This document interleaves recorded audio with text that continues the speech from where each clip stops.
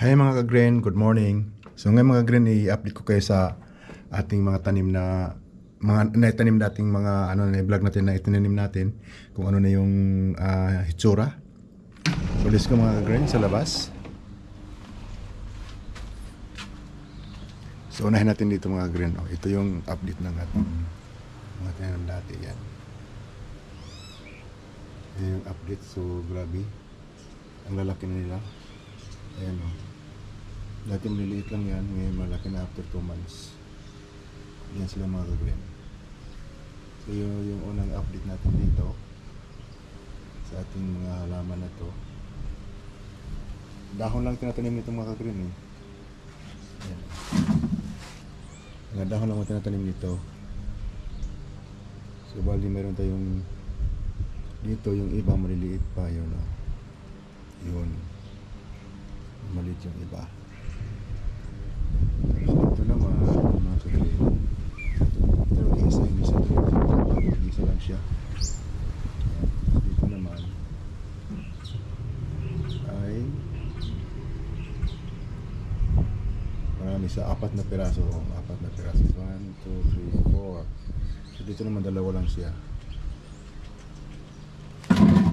Dalawa lang yung tumubo.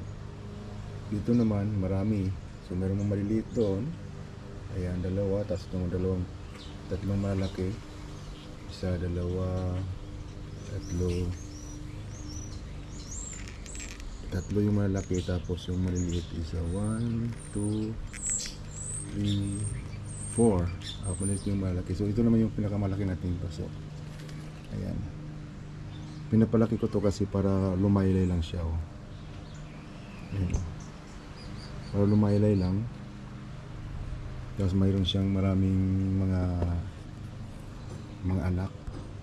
Yan ang mga anak niya. Ayan. So malaki 1, 2, 3, 4. Tapos yung mga anak nila is 1, 2, 3, 4, 5, 6, 7, 8, 9. So isa yung ito naman 8. So ito naman yung pinaka-mother ito mga ka-green. Ito yung pinaka-mother nila na pinuturan natin. So hindi na siya lumaki, ganyan lang siya. Pero may tumutuo pa rin tatlo. Ito yung pinaka-mother nilang plant na to. Tapos dito sa sa kabila, ayan. Meron dito malaki na din. 1, so 1, 2, 3, 4, 5, 6, 7. 7 na mga malaki mga ka-green. Ayan. So ito yung ating update sa halaman na to. Ayan. Ito sa update sa sibuyas natin. Ito tayo dito sa may ating So itong sibuyas na pinadalhin natin. Ayan. Yung sibuyas na pinadalhin natin. Malaki na. Binaba ko lang siya kasi malakas ang hangin. Kaya niliwa ko dito. Ito ang haba ng dahon. Ito yung sayang lang kasi na paspas kasi ng hangin. Kaya natumbahan yung mga dahon. Ayan. Ito. Nagtumbahan yung mga dahon niya.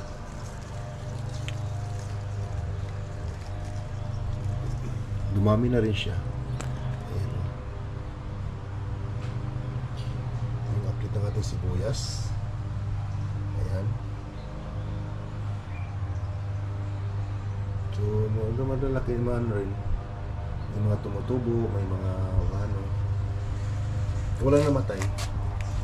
Lahat tumubo. Kaso natumba nga sila na pampas ng hangin kagabi. Hindi ko na ibaba. Kaya natumbahan itong mga dahon na to. Ayan. Tapos dito, so sa dating pinangyayaan natin dito nilagay ito. Yung ating ito rin yung update. So malaki na siya. Yung natin dati. Makita yun sa picture. So ito yung dati. So ngayon tumubo na. Malaki na siya.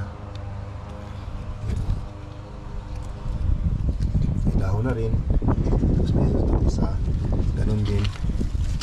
Kaso yung mga ka-green, yung mga ito, ganda ng dahon niya. Mayroon siyang puti. Lumaki na siya. Kaso yung gumbilya, hindi siya nag-survive mga green. Namatay yung mga gumbilya. Hindi siya nag-survive. So lagay mo natin dyan. Hindi namatay yung, hindi na kasurvive yung rumbilya.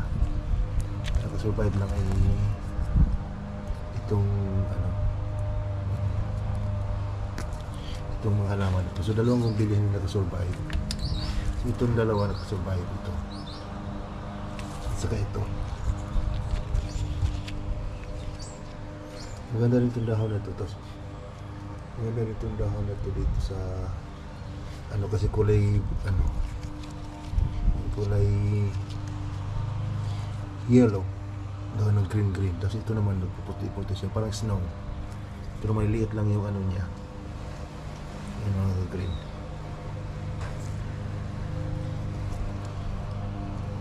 Ayan.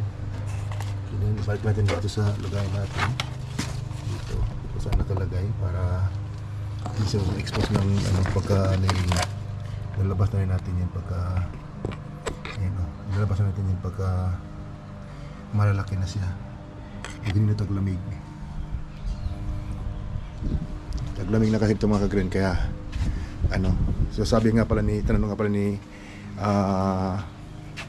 host sa